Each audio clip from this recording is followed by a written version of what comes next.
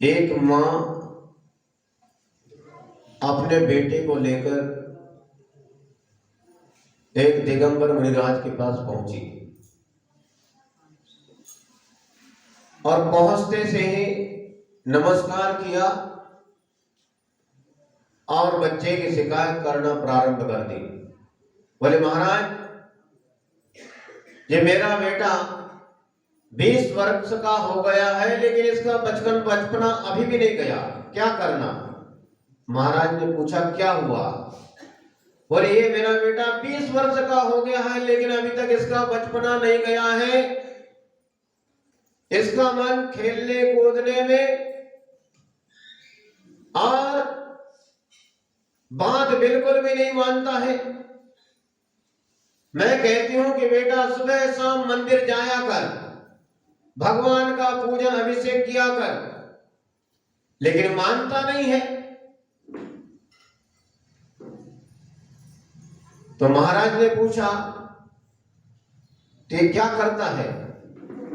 बोले महाराज क्या बताए, ये मेरा बेटा है तो अच्छा, बहुत बढ़िया, लेकिन मंदिर नहीं जाता है, पूजा नहीं करता है, अभिषेक नहीं करता है। तो भाई करता क्या है तो बताओ।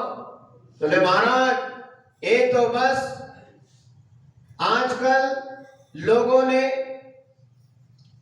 दूध पीना तो नहीं छोड़ा, मलाई रबड़ी खाना, मावा खाना तो नहीं छोड़ा, लेकिन अपनी गाय को घर से छोड़ देते हैं और वे गाय गली गली में घूमते रहती है और ये हमारा बच्चा उन गायों को रोटी खिलाने का काम करता है, बस रोटी खिलाता है, हमारा डब्बा साफ कर देता है, चोरी से रोटी निकाल लेता है, गाय इसको दिख जाए रोटी खिलाता है, कहीं से कुत्ता दिख जाए, कुत्ते के बच्चे दिख जाए, पकड़ के ले आता है, कुत्तों को बच्चों को पकड़ के लिया, उसको खिलाता है, पिलाता है, पानी पिलाता है, दूध पिलाता है। हम तो तंग आ गए इससे।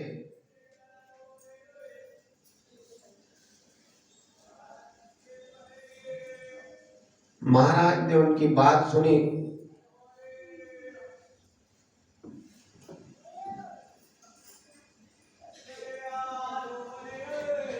महाराज कहते हैं बहन जी, आपकी शिकायत हमने सुनी, आप चाहती हैं कि आपका बेटा रोज मंदिर जाए, भगवान का अभिषेक पूजा करे तो आपका मन प्रसन्न हो जाएगा। बोले हाँ महाराज मैं तो यही चाहती हूं, लेकिन बहन जी, महाराज कहते हैं कि सुनो बहन जी, मंदिर जाने से ही धर्म नहीं होता है, जीवों पर दया करना भी सबसे बड़ा धर्म है। सबसे बड़ा धर्म है। भगवान की पूजा कोई नहीं करता है चलेगा, भगवान का अभिषेक नहीं करता है चलेगा, शास्त्र स्वाध्याय नहीं करता है तो भी चलेगा, यदि दान नहीं करता है तो भी चलेगा, व्रत उपवास नहीं करता है तो भी चलेगा, पढ़ा लिखा नहीं हो तो भी चलेगा, देखने में सुंदर नहीं है तो भी चलेगा, अमीर नहीं है, पैसे वाला नहीं है, धनवान नहीं है तो भी चलेगा, लेकिन जीव दया करेगा तो सब माफ हो जाएगा। महाराज ने उस बेटे से कहा कि बेटा तुम बहुत अच्छा काम करते हो, गौ माता को रोटी खिलाते हो, गौ माता, भारत माता, जन्म देने वाली माता, ये सब हमारी माता है, ये धरती माता ये हमारी माता है, ये सबका पालन पोषण करती है।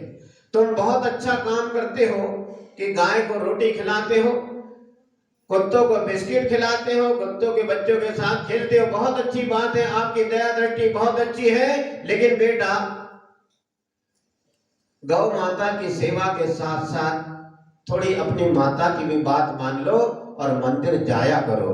बेटे ने कहा ठीक है महाराज, आज से आपकी बात मुझे स्वीकार है, मैं रोज प्रतिदिन मंदिर जाऊंगा, अभिषेक करूंगा, पूजा भी करूंगा, लेकिन महाराज गाय को रोटी तो खिलाते रहूंगा। महाराज ने कहा बहुत बढ़िया बेटा, आशीर्वाद है, तो गाय को रोटी भी खिलाते रहना और मंदिर में जाना।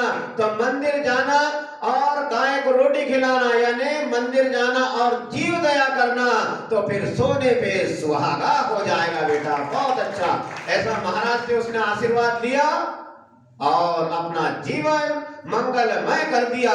तो महाराज लोगों के पास में ऐसी कला होती है कि आप आपके बच्चों को दिन रात समझाते रहो, आपकी बात नहीं मानते हैं और महाराज एक शब्द बोल। मास्टर ने बच्चों से प्रश्न किया, बोलो बेटा नरक जाओगे या स्वर्ग? यदि आपसे पूछा जाए तो स्वर्ग जाओगे, स्वर्ग जाओगे। आप लोगों को सबको स्वर्ग जाना है, अच्छी बात है, भावना ऐसी होना चाहिए। इसमें से एक बच्चा बाकी रह गया, उससे पूछा भाई साहब तुम तो कुछ बोले नहीं, तुम स्वर्ग जाना चाहते हो या नरक? तो बच्चा कहता है कि मास्टर जी मैं तो नरक जाना चाहता हूं। नरक में तो बहुत कष्ट है, बहुत तकलीफ है। तो बच्चा कहता है चलेगा, नो टेंशन। अरे वहां मित्र दोस्त नहीं मिलेंगे खेलने के लिए? बोले नो टेंशन, चलेगा। वहां भोजन नहीं मिलेगा बेटा? बोले कोई बात नहीं गुरुजी, चलेगा। पानी पीने को नहीं मिलेगा वहां नरकों में, तो भी चलेगा। है तो फिर तुम कैसा वहां समय बिताओगे? बोले सर आप तो एक काम कर दीजिए, एक कृपा कर दीजिए हमारे ऊपर, हमें बस एक मोबाइल, एक चार्जर और थोड़ा सा उसमें बैलेंस डलवा देना, तो हम नरक में भी रह लेंगे। हम नरक में भी रहने के लिए तैयार है, हमें मोबाइल और थोड़ा रुपया पैसा उसमें चार्जर वगैरह क्या है लगता है सब डाल देना, तो हम वहां नरक में भी रह लेंगे। तो जितना आवश्यक मोबाइल नरक में भी रहने के लिए तैयार है, मोबाइल मिल जाए तो। उसी प्रकार हम कहते हैं जैसे मोबाइल आवश्यक है, उसी प्रकार हमारे हृदय में दया धर्म भी आवश्यक है। दया धर्म आवश्यक है। आज आदमी माँ को माँ नहीं समझ रहा, कहता है कि मैं धर्मात्मा हूं, बाप को बाप नहीं समझ रहा, भाई को भाई नहीं समझ रहा है, और कहता है कि मैं धर्मात्मा हूं। साधु को साधु नहीं समझ रहा, कहता मैं धर्मात्मा हूं। और साधु भी साधु को साधु नहीं समझ रहे, तो हम कहते वे साधु भी नहीं है। अरे कैसे तुम साधु, कैसे तुम धर्मात्मा? अपने माँ बाप को माँ बाप नहीं समझ रहे, भाई को भाई नहीं समझ रहे, साधु को साधु नहीं समझ रहे, तो कैसे धर्मात्मा, कैसे साधु? व्रती हो या अव्रती, कोई किसी प्रकार का उसका व्रत नहीं है, कोई संयम नहीं है, अव्रती है। तो कहते हैं कि कोई मनुष्य अव्रती ही क्यों ना हो, यदि उसके चित्त में समस्त प्राणियों के प्रति किसी भी प्रकार का दुख पहुंचाने का भाव नहीं है, उसके अंदर दया है, तो समझना चाहिए उस आदमी को, चाहे बच्चा हो, पुरुष हो, स्त्री हो, उसके अंदर यदि दया है तो वो दया उसे स्वर्ग और मोक्ष तक पहुंचा सकती है। वो धर्मात्मा साधु और वो धर्मात्मा पुरुष वो किसी काम का नहीं है जिसके अंदर दया नहीं है। चित्त, जैसे मैं बहुत दान देता हूं, मेरे जैसा दान देने वाला दुनिया में कोई नहीं है, लेकिन यदि चित्त में दया नहीं है तो कहते आचार्य भगवत उसके लिए कहते हैं कि उसको पापी ही समझना चाहिए, पापी समझना चाहिए। क्यों? क्योंकि दया रहित कोई भी कार्य सफल नहीं होता है, इसीलिए दया धर्म का मूल है। इस बात को हमें ध्यान रखना चाहिए। और जैसे बच्चे में सुधार हुआ मास्टर के कहने पर, मुनिराज के कहने पर कि बेटा गाय को रोटी तो खिलाते हो, बहुत अच्छी बात है, लेकिन मंदिर जाकर पूजन अर्चन कर लो, माता की भी बात रह जाएगी। तो बच्चे में सुधार आ गया, वह मंदिर में जाने लगा और गाय को रोटी भी खिलाते रहा। तो ऐसा दया धर्म का पालन सभी लोग करते रहे तो सभी का कल्याण अवश्य होगा। इसी मंगल भावना के साथ परम पूज्य गुरु आचार्य श्री उदार सागर जी महाराज की